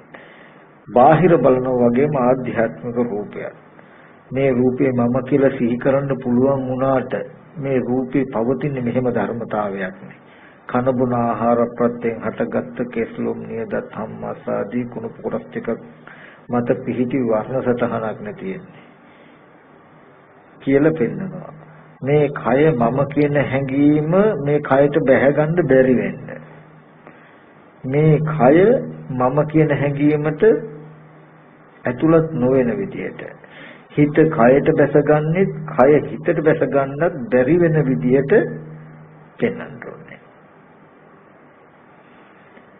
ඒ විදිහට පෙන්න සමතකම තහන වඩනවා. සමතකම තහන වඩවඩ මේ විදිහට කරනවා. එහෙනම් ඒ විදිහට අවස් වෙලාවේ ඔගොල්ලෝ මෙතන හරි කුටිය හරි කොතනක හරි මුකුත් කරන්න එපා. චිත්ත සමත නිමිත්ත ආශේවනය කරන්න, හිතට එන සිහි වෙන හැම අරමුණක්ම මෙනෙහි කරන්න. ඉගෙන ගත්තාම වෙහෙසක් නෑ අපිට. පැම් පහසු වෙන්න ගියත් සිවුර හොද ගන්නවා, පැම් පහසු වෙනවා, කුටිය වටේ සුද්ධ පවිත්‍ර කර ගන්නවා, කුටිය අතු ගන්නවා, අස්පස් කරනවා කියන කටයුතු ටික කරනවා. හැබැයි හිතට සිහි වෙන ඔය වගේ නිමිති ප්‍රතික්ෂේප කර සිහි වෙන එක පිළිගන්නේ ඇත්ත පෙන්න මකුල් දැල් කඩනවා. කෙනෙක් කියලා වෙනදට අපිට හිතා ගන්නකොට කෙනෙක් කියලා හිතුව නෑ, මං කෙනෙක් කියලා හිතුවට ඇස් ඉදිරි පිටාව වෙන්න මෙහෙම දෙයක් නෑ. කිය හිතා කරන්න පුළුවන්. බුදුරජාණන් වහන්සේ ලෝකේ පහළ වුණේ කෙලෙස් ගෙවෙන විදිහට ජීවත් වෙන ක්‍රමයක් හදලා දෙන්න. හොඳට ඒක මතක තබා ගන්න ඕනේ. ලෝකේ අපි ජීවත් වෙච්ච ක්‍රමයම කෙලෙස් ඇති වෙන විදිය. කෙනෙක් ජීවත් වෙනවා කියලා කියන්නේ කොහොමද? හාමුදුරුවමක් නම් පින්දපාතේ යනවා. දන් වළඳනවා. සිවුරු අඳන හොද ගන්නවා, පිරිසුදු කර ගන්නවා, කුටිය අතුපතු ගන්නවා, වැසිකිලි යනවා. එතකොට තනකොළ ගහක් තියෙනවා නම් ගලවනවා, සක්මන් මළුව ආමදිනවා, සක්මන් කරනවා, වැඩ කටයුතු කරමින් ඔහොම නේද අපිට ජීවත් වෙන්නේ. එතකොට ලෝකයේ ජීවත් වෙනවා කියලා කියන්නේ කොහොමද? වැඩට යනවා, බස් එකේ යනවා එනවා, උයන පිහන කටයුතු කරනවා. ඔය ලෝකයා කරන ක්‍රමයටම කෙලෙස් රැස් වෙලා. ලෝකේ කවුද? පොඩ්ඩක් ඉන්න මම පැය භාගයක් කෙලස් ටිකක් රැස් කරගෙන එන්නම්, අවිද්‍යාව ටිකක් හදාගෙන එන්නම්, තණ්හාව පොඩ්ඩක් හදාගෙන එන්නම් පැය භාගයක් කියලා S2 වහගෙන පැය භාගයක් පැයක් දෙකක් පැත්තකට වෙලා කෙලස් හදාගන්නේ කවුද? හදාගෙන තියෙනවද කවුද? නෑ. ජීවත් වෙච්ච ක්‍රමේම තිබුණේ මොකක්ද? කෙලස් ඇති වෙන විදිහට නම් එහෙනම් ලෙහඬ විතරක් මොකද ඉන්න මම පැයක් භාවනා කරන්න ඕන, පැය භාගයක් භාවනා කරන්න ඕන කියලා එකක් තියෙනවා. එහෙම එකක් නෑ. අපි පුරුදු වෙන්න පුරුදු කරන්නේ මම කිව්වේ. පොඩ්ඩක් ඉන්න මම කෙලස් ටිකක් ඇති කරගෙන එන්නම් කියලා S2 වහගෙන ඔය වගේම පැය භාගයක් පැයක් විතර පැත්තකටලා ඉඳලා අවිද්‍යාව ටිකක් රැස් කරගත්තා. තණ්හාව, කෙලස්, සක්කාය දිට්ඨිය ඕවා ටික රැස් කරගත්තා නම් අස් කරන්නත් වෙන්නේ ඒ ක්‍රමයට. නමුත් කෙලස් රැස් කරනකොට නම් ජීවිත තුළම කෙලස් රැස් වෙනවා. නමුත් කෙලෙසුන්ගේ මිදෙන්න ගියාම විතරක් එක තැනක ඉඳගෙන විතරක් කරන්න වෙලා. ඒක අසාධාරණයි. එතකොට වැඩේ අසාධාරණ නැද්ද? නමුත් බුදුරජාණන් වහන්සේ පෙන්නේ ඕගොල්ලෝ ওই ජීවත් වෙන ක්‍රමය වැරදි. ওই ජීවත් වෙන ක්‍රමයටයි කෙලෙස් රැස් වෙන්නේ. මෙන්න මේ ක්‍රමයට ජීවත් වෙන්න කියලා ජීවත් වෙන්න ක්‍රමයක් හදලා දෙන එක. ජීවත් වෙනවා කියලා කියන්නේ අපි S2 වහගෙන ඉඳගෙන ඉන්න එකද නෑ. ඒක එක උපකාරක ධර්මයක් නැතුව නෙමෙයි. ඒකෙන් මේ කෙලස් ගෙවා ගන්න ලොකු පහසුවක් එනවා. චිත්ත සමාධිය ඇති කරගන්න පහසු ඉඩ ලැබෙන අවස්ථාවවලදී ඒක කරන්න ඕනේ. ඒකට කියනවා බොජ්ජංග භාවනා කියලා. බොජ්ජංග භාවනා සහ පාරිහාර්ය භාවනා කියලා මේ භාවනාව කොටස් දෙකකට බෙදෙනවා. ජීවත් වෙන ජීවිතය තුලදීද මේ ධර්මය යොදා ගන්න ඕනේ. ජීවිතයෙන් පලා යෑමක් නෙමෙයි. එතකොට විදර්ශනා කරනවා කියලා. එහෙම කළාම ඕගොල්ලන්ට වෙහෙසක් නැහැ. ජීවත් වෙන්න ක්‍රමයක් තියෙනවා.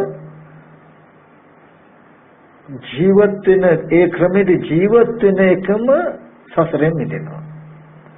ලෝකයාට ජීවත් වෙන ක්‍රමයක් තියෙනවා. ඒ ජීවත් වෙන ක්‍රමයටම ජරා මරණ දුකත් ඇවිල්ලා සසරටත් යනවා. ක්‍රමයක් පැනෙව බුදුරජාණන් වහන්සේ ඒ ක්‍රමයට ජීවත් වෙනවා කියනකොට අර මං කිව්ව ඉඳගෙනම ඉන්න එක නෙමෙයි. මේ හැම කටයුත්තක්ම කරනවා. ඒ ක්‍රමයට කෙලෙසුත් නැති වෙලා නිවනුත් දකිනවා. ඒ ක්‍රමේ තමයි කිව්වේ හැම වෙලාවෙම යෝනිසෝ මනසිකාරය. පංච උපාදානස්කන්ධේ පිළිගන්න එපා. පංච උපාදානස්කන්ධයට උපාදාන වෙන්න එපා. පංච උපාදානස්කන්ධේ හැසිරෙන්න එපා. පංච උපාදානස්කන්ධයට උපාදාන වීම තුලයි භවයයි ජාතියයි හැදිලා තියන්නේ කියන එක දකින්න. පංච උපාදානස්කන්ධයට උපාදාන නොවුනොත් භවයයි ජාතියයි නැහැ කියලා දකින්න. ඒ හින්දා පංච උපාදානස්කන්ධයට උපාදාන නොවෙන්න තියෙන දේ තමයි සම්මාදිට්ඨිය. මේ පැත්ත පෙන්වන එක. පංච උපාදානස්කන්ධය නම් ඒකේ උපාදාන වෙලා කෙනෙක් පුද්ගලයෙක් හැටියට සිහි වෙන අරමුණු පිළි අරගෙන හිතන කියන කරනකොට භවයත් හැදිලා ජරා මරණ දුකත් ඇවිල්ලා ඒ සිහි වෙන අරමුණු අනිත් පැත්තට පෙන්වනවා. බාහිර පැත්ත පෙන්වනවා. ඇත්ත පැත්ත පෙන්වනවා. උපාදාන වෙලා භවය හැදිලා දුක් විඳින තියෙන හේතුවක් නැහැ. සම්මා දිට්ඨි මේ ඇත්තක් දකිනවා. කියන්නේ ජීවිතුත් වෙනවා ජරා මරණ දුකනුත් මිදෙනවා. ඔන්න ඔය ටිකයි කරන්න තියෙන්නේ කෙටියෙන්. ඉතින් අපි මේ මෙතෙන්ට ඇවිල්ලා ඕගලන්ට ඉඳගෙන භාවනා කරනවා කියලා කියන්නේ එන අරමුණකට නුවණින් හැසිරෙන ආකාරය උගන්වන එක මේ කරන්නේ. ඉඳගෙන භාවනා කරන්න කියලා. ඊට පස්සේ වැඩ කටයුතු කරනකොටත් හිත විසිරෙන්නේ නැති හිත එකඟ වෙන නිමිත්තක හිත තබාගන්නේ මෙහෙමයි කියන එක උගන්වන්නයි ඔය ඉඳගෙන සති නිමිත්ත හිත තබාගෙන මෙහෙම කරන්න කියන එක උගන්වන්නේ. අපි යම් ශිල්ප ආයතනයකට ගිහිල්ලා පුහුණු වෙනවා.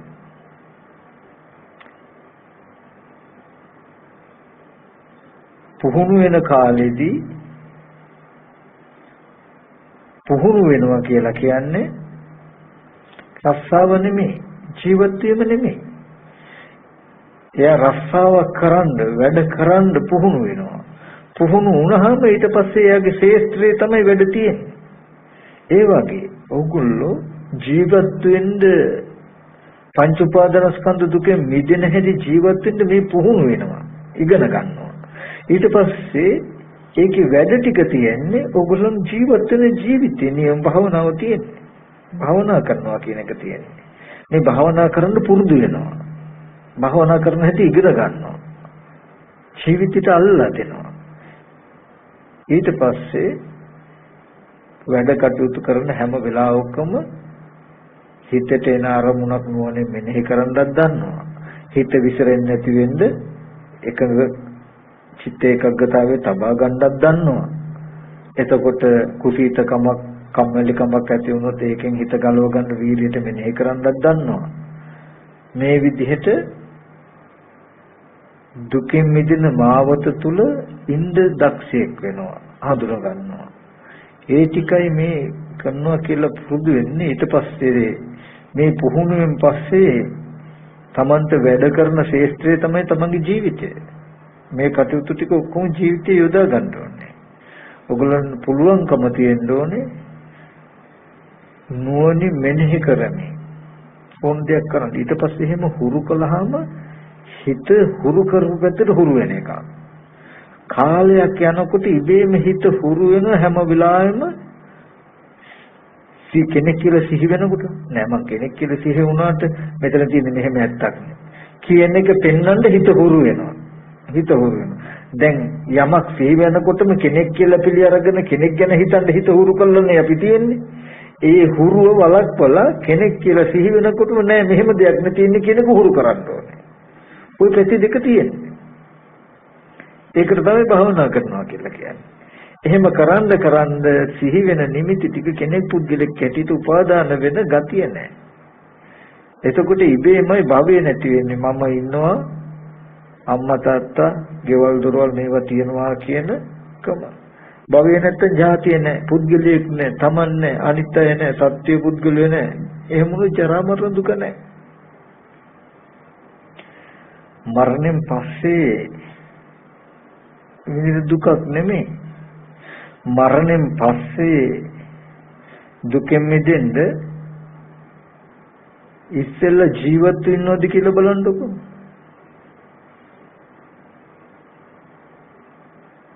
ජීවත් වෙන්නේ ඉතියනන්නේ මැරෙන්න වෙන්නේ.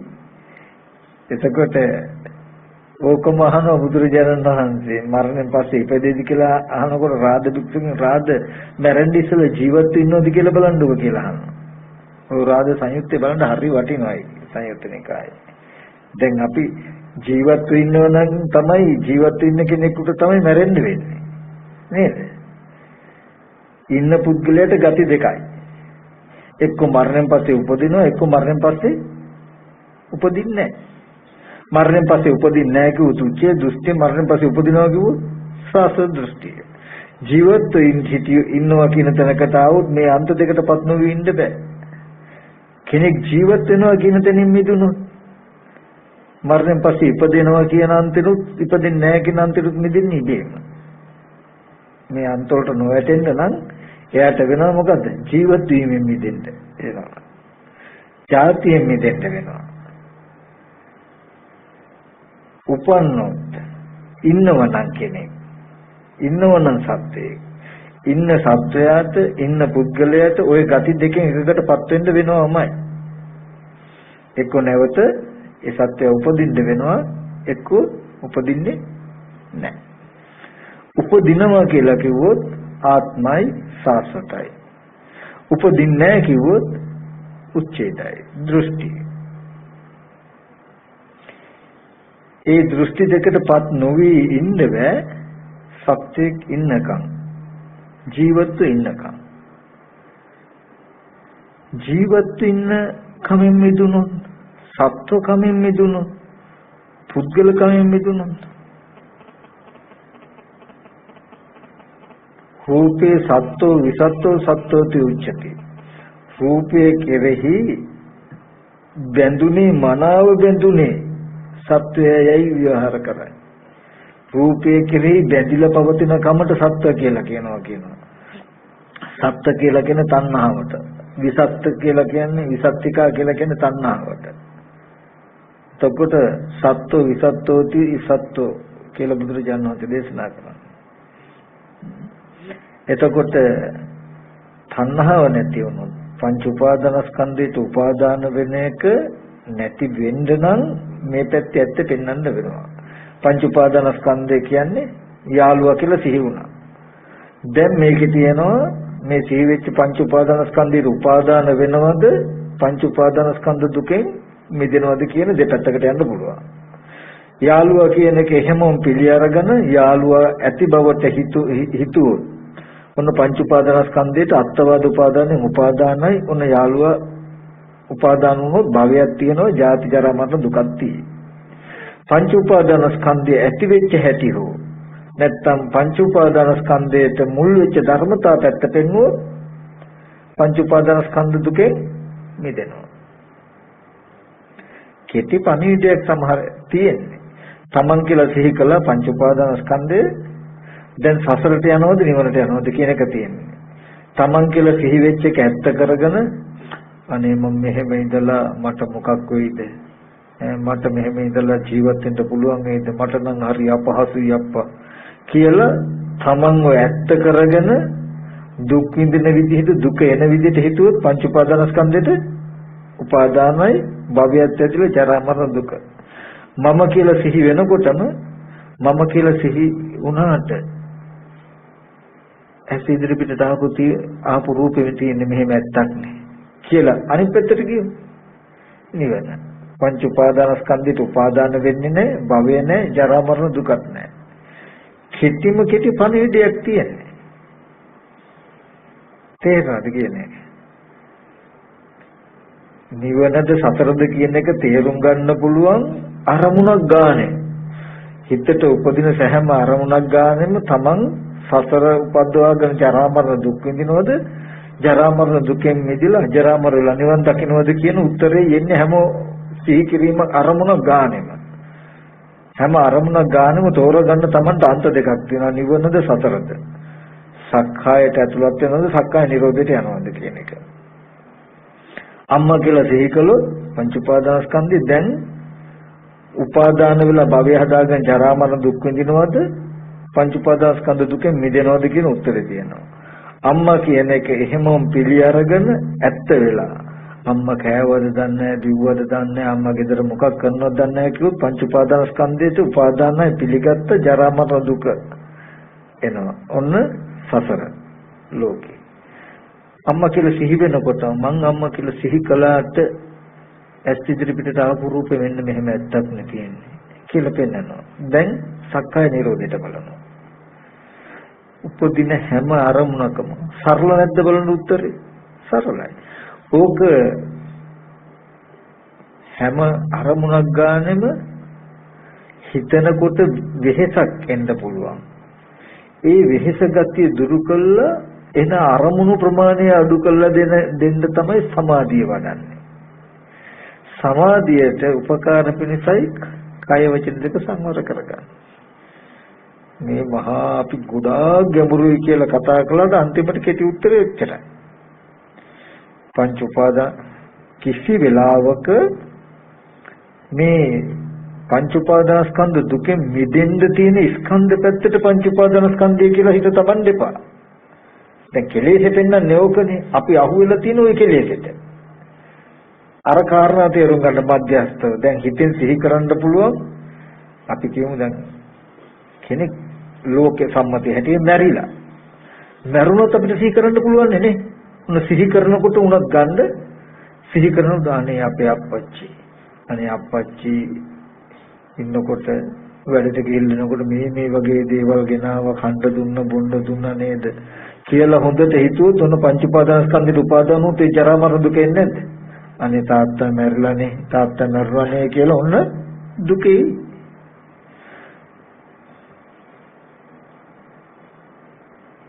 තාත්තා කියලා සිහි වෙනකොටම මට තාත්තා කියලා සිහි වුණාට ඇස් ඉදිරි පිටට ආපු රූපේ දැන් තියෙන එක කැරිර බලන්න බෑ. අතීත රූපෙම දර්ශනා කරනවා. ආපු රූපේ මෙන්න මෙහෙම රූපයක් නේ ආවේ. අතීත රූපේ දර්ශනා කරනවා. මොකද මේ පංච උපාදානස්කන්ධ කෙලෙසේ අතීත රූපය අසුරු කරගෙනත් පවතිනවා.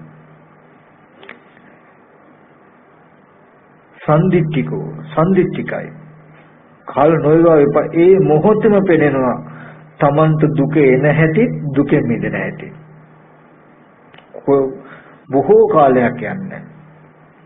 මේ ධර්මයේ කොච්චර සම්දිත්තික ගුණය මේ දැන් රාගය ඇති වෙච්ච අරමුණ පිළි අරගෙන රාගය ඇති වෙන විදිහට හැතරෙනකොට රාග ගින්න ඇති වෙනවනම් ඒ අරමුණම අනිත් පැත්තට පෙන්වනවා. ඒ මොහොතම රාගය නැති වෙනවා. සම්දිත්තිකයි. දුක ඇති වෙන්න පුළුවන් අරමුණේ ඒ මොහොතම දුක නැති වෙනවා. පස්සේ නෙමෙයි දුක නැති වෙන්නේ. ඒක ඔකට තමයි සම්දිත්තික ගුණය කියලා කියන්නේ. අකාලික ගුණය කියලා කියන්නේ. කාලයක් නැහැ. ඒ නිසා ඔන්න ඔය කෙටියෙන් ඔන්න ඔය උත්තරේ ගන්න. පංච උපාදානස්කන්ධය ගත්තාම මධ්‍යස්ථයි. සසරට යනවද නිවනට යනවද කියන එකට දෙපැත්තේ මොන පැත්තකට තෝරගන්න පුළුවන්. පංච උපාදානස්කන්ධය කියන්නේ ඕගලන්ට සිහි කරන්න පුළුවන් අරමුණු. ගෙදර අම්මා තාත්තා දුව පුතා කියලා සිහි කරන්න පුළුවන් අරමුණ. ඒ අරමුණ ඒ විදිහෙන් පිළි අරගෙන වටිනාකමක් ලැබෙන පුද්ගල භාවයක් හැඟෙන විදියට හිතලා ඕනනම් දුක උපදවාගෙන භවය හදාගෙන වස්තු උපදවාගෙන දුක් විඳින්න පුළුවන්. අනිත් පැත්තට ගිහිල්ලා පෙනෙන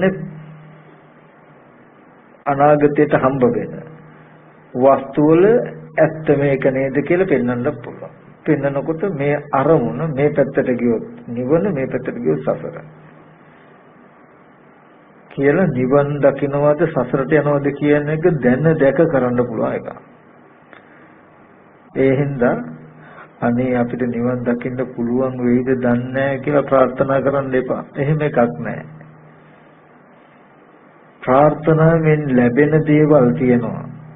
නොලැබෙන්න පුළුවන් සමහරට ඒව නොලැබෙන්නත් පුළුවන්. නමුත් නිවන විතරයි ප්‍රාර්ථනාව ආදී කිසිම දෙයකින් ලැබෙයිද නොලැබෙයිද කියලා කිසිදු විනිශ්චයක් අවශ්‍ය නැතු ස්ථීර සල්ලම ලැබෙනවමයි ගන්න පුළුවන්මයි කියන වෙනස් නොවන අර්ථයෙන් තියෙන නිවන විතරයි. තින්කල්ල දිව්‍ය ලෝකයන්ට ප්‍රාර්ථනා කරන සමහරට යන්න පුළුවන් හොයන්නත් පුළුවන්. වෙන්න පුළුවන් ඒක නොවෙන්න පුළුවන්. නමුත් දැන් මේ අරමුණේ දුක නැති වෙන විදිහට බැලුවොත් දුක නැති වෙනවා කියන එක වෙනවම. ඒ නිසා කිසිදු සැකයක් නැතුව ditta ධම්මව අත්විඳින්න පුළුවන් විශ්වාසයකින් යෙදෙන්න පුළුවන් ඒකාන්ත කොට ලැබෙනවමයි කියලා යෙදෙන්න පුළුවන් එකම වස්තුව එකම ක්‍රමය එකම මාවත නිවන් මාර්ගය. දුක නිවෙනවමයි මෙහෙම කියලා තමන් කෙරෙහිම දැක පච්චත්තම් වේදිතබ්බෝ විඤ්ඤෝහි නුවණැත්ත විසින් තම තමන් කෙරෙහිම දැක්ක හැකි. තමන් වෙනදට සිහි කරනකොට ඒ සිහි කරන අරමුණ ඇත්ත කරගෙන ඒක ඔස්සේ සිතුළු වැල් ගිහිල්ලා හැදිච්ච තමන්ගේ මනසත් ඒ හම්බ වෙන අරමුණට අනුගතව කටයුතු නොකොට ඒකෙන් බැහැර වෙන විදිහට ඇත්තට එන්නකොට ඇති වෙන මනස වෙනස තමන්ට අත්විඳින්න හැකි. තමන්ටම. ඒ නිසා කෙටියෙන් මතක තබා ගන්න පංච උපාදානස්කන්ධය කියලා එක මධ්‍යස්ථ ධර්මයක්. පංච උපාදානස්කන්ධය කියන්නේ නේවාච නාපච්චගාමිනී ධර්මයක්. පිරිහීම පිණිස පවතින්නේ වැඩිම පිණිස පවතින්නේ නැති ධර්මයක්. රූපේ කියන එක නේවාච නාපච්චගාමිනී. ඔය අපි කරන්නේ ආච්චේගාමී කියන්නේ මොකද වෙන්නේ? රැස් කරනවා. අපච්චේගාමී කියලා කියන්නේ අස් කරනවා. අපච්චේගාමී කියන නිවන් මඟ, ආච්චේගාමී කියන්නේ සසර. හරිද කිව්වා? හරිද? එතකොට ඒ වගේ දැන් ඇහැ කියන එක තිබුණු පමණකින්ම සසරට යනවනම් පෙනෙන රූපයේ තිබුණු පමණකින්ම සසරට යනවනම් අපිට මුකුත් කරන්න බෑ මේ භ්‍රමචර්යය වැඩක් නෑ. ඉතින් ඇහැ තිබුණු පමණකින්ම රූපේ තිබුණු පමණකින්ම නිවන් දකින්නවනේ. මේ භ්‍රමචර්යව පුරුල් කියලා එක කොනෙත් නෑ. නේ? නමුත් ඇහැ කියන එක සසරට යන පැත්තට උදව් කරගන්න පුළුවන්, නිවනට යන්න උදව් කරගන්න පුළුවන්. ඒ හින්දා ඒක නේවාචන අපච්චේගාමී ධර්මයක්. ආච්‍යත් නෙමෙයි අපච්චයත් නෙමෙයි. හොඳයි. ඔන්න ඔය අර්ථය බලාගෙනයි හැම වෙලාවෙම කටයුතු කරන්න. ඔය කෙටියෙන් කියපු අන්තිමටම කියපු උත්තරේ ගන්නකො පංච උපාදානස්කන්ධය කියන්නේ අම්මා කියලා සිහි වෙන එක මොකද්ද? පංච උපාදානස්කන්ධය. ඒ අරමුණ සිහි වෙනකොටම ආශ්‍රව කියලා කියන්නේ ඒකයි වැඩි බල තාම තියෙන ඉන්ද්‍රිය නැත්තම්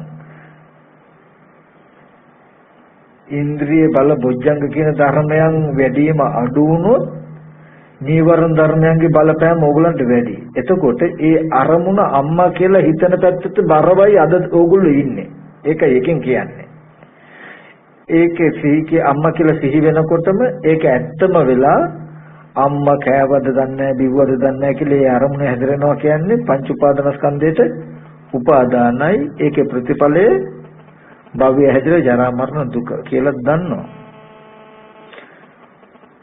අම්මා කියලා සිහි වෙනකොටම උපාදාන වශයෙන් හැතරෙන්න දෙන්නේ නැහැ. භවය හැදෙන්න දෙන්නේ නැහැ. ජරා මරණ දුක එන්න දෙන්නේ නැහැ. අම්මා කියලා සිහි වෙනකොටම අනිත් පැත්තට බලනවා. මට අම්මා කියලා සිහි වුණාට ඇස් ඉදිරි පිට පුරුපෙ මෙන්න මෙහෙම එකක් නේ තියෙන්නේ. ඒකට ඕන විදිහකට හිතන්න පුළුවන්. කායගත සත්‍යයෙන් වේවා, දිනේ වේවා, දුකෙන් වේවා, අනාත්ම ස්වභාවයෙන් වේවා, වර්ණ සතහනක් ආවේ කියලා වේවා, ඕන විදිහකට පෙන්න ගන්න පුළුවන්. අවශ්‍ය වෙන්නේ මේ හැතිරෙන්න නොදෙන්නකම. එතකොට නිවන් දකිනවා. උපාදානේ නැහැ, භවේ නැහැ, ජාති ජරා මරණ නිවන් දකිනවා. ඔය අන්ත දෙක බෙදාගත්තාම කුටියේ ඉන්නකොට මම ජරා මරණ දුක රැස් කරමින් භවයේ හදාගනිමින් ජරා මරණ දුක ඇති වෙන විදියට නේද අද උදේ කාලේ ඉඳලා තියෙන්නේ කියලා Tamanට තේරෙයි. මම ටික ටික හරි පොඩ හරි උපාදානයේ දුරු වෙන භවයේ දුරු වෙන ජරා මරණ දුරු වෙන ක්‍රමයකට නේද අද කාලේ ඉඳලා තියෙන්නේ කියලා Tamanටම තේරෙයි. මේක කරන්න නීවරණ ධර්ම වල බලය අඩු වෙනකොට සද්ධා සති විරි සමාධි ප්‍රඥා කියන ඉන්ද්‍රිය ධර්ම වැඩෙනවා. අම්මා කියලා සිහි වෙනකොට ඉන්ද්‍රිය ධර්ම වැඩි නම් අම්මා කියන එක පිළි අරගෙන යන පැත්තේ බලය අඩු වෙනවා. අම්මා කියන එක අතහැරෙන පැත්තේ බලය වැඩි වෙනවා. ඒකට තමයි සප්තබුද්ධංග ධර්ම වැඩෙනවා කියලා කියන්නේ. මේ පැත්තට හැරෙන මනස අරමුණක් සිහි වෙනකොටම අරමුණේ පිළිගන්නේ හැසිරෙන්නේ නැතුව අනිත් පැත්තට යන ගතිය වැඩි වෙන එකට කියනවා බෝධිපාක්ෂික ධර්ම කියලා. අරමුණ පිළි අරගෙන ඒකෙම හැසිරෙන පැත්ත කෙලෙස් වශයෙන් යන පැත්ත වැඩි වෙනකොට බොජ්ජංග පැත්ත අඩු වෙනවා. අර පැත්තට කියනවා ආශ්‍රව වැඩි වෙනවා කියලා. නීවරණ ධර්ම වැඩි වෙනවා කියලා කියනවා. එතකොට ආශ්‍රව සහිත මනසකින් නීවරණ සහගත මනසකින් කටයුතු කරනවද බොජ්ජංග ධර්මයේ පිරෙන විදිහට කටයුතු කරනවද කියන කාරණා දෙක මත බෙදලා තමයි ලෝකේ සහ ලෝකෝත්තර කියලා මාර්ග දෙකකට පැනෙන්නේ. ලෝකයේ ජීවත් වෙන ක්‍රමේම ජීවත් වෙන්නම දුක එන විදිහට කියලා කියන්නේ මේ ආශ්‍රව ධර්ම වැඩෙන උපාදානයේ වැඩෙන පැත්ත. බොජ්ජංග ධර්ම දුර වෙන නැති වෙන නූපදින විදියට. නිවන් දකින්න කටයුතු කරන නැත්නම් මේ සසරෙ මිදෙනවා කියලා කියන්නේ. ආශ්‍රව නීවරණ ධර්ම අඩු වෙන බොජ්ජංග ධර්ම වැඩෙන විදිහට කටයුතු කරනවා. ඒ කටයුතු කරනවා කියලා කලේ මොකද අරමුණක් ගානේ. උපදින අරමුණක් ගානේ හිත හසුරන ක්‍රමය. හිත හසුරන ක්‍රමය දෙකට බෙදාගෙන තියෙනවා. හසුරගෙන තියෙයි. ওই කාරණාව තේරෙනව නේද? ඔන්න ওই ටික විතරක් කරන්න මහා දෙයක් එපා. මේ කාරණාව දැන් මට තේරෙන විදිහට මම මේ පුළුවන් විදිහට සරල කළා මේක කියන්නේ. මම කියලා තියෙන අපි මෝඩ අපේ මනසට පහසුවෙන් තේරෙන මට්ටමට ගොඩක් ඔයිට වඩා සරල කරන්න බෑ. ඉතින් කරන්න පුළුවන් එකම දේ තමයි මේක අන්ත දෙක බෙදලා දුන්නාම. නිවන් මඟ මෙන්න සතරට යන මඟ මෙන්න. සතරට යන මාවතේ හැසිරෙන කියන්න ඕනේ නේද? කවුරුත් දන්නවා. නිවනට යන මාවතේ හැසිරෙන හැටි, උපායශීලීව කටයුතු කරන හැටි මේ දවස් ටිකේමත් කිව්වා. ඒ නිසා දැන් හැමදෙනාම කුටියට ගිහිල්ලා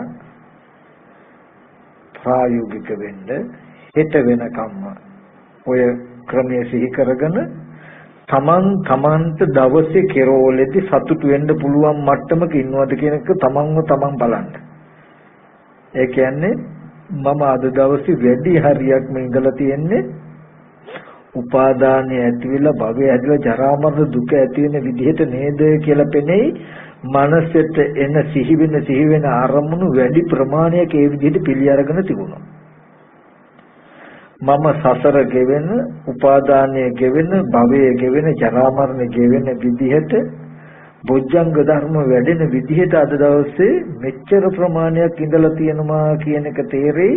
සිහි වෙන අරමුණු වලට ප්‍රතිපක්ෂව ඉඳලා තියෙන ප්‍රමාණය අනුව තමන්ම තේරෙයි මම කොච්චර නිවන් මාර්ගයේ කටයුතු කරන දක්ෂයෙක් වෙලද මම තාම කොච්චර අදක්ෂද කියන එක තමන්ටම දැනගන්න පුළුවන්.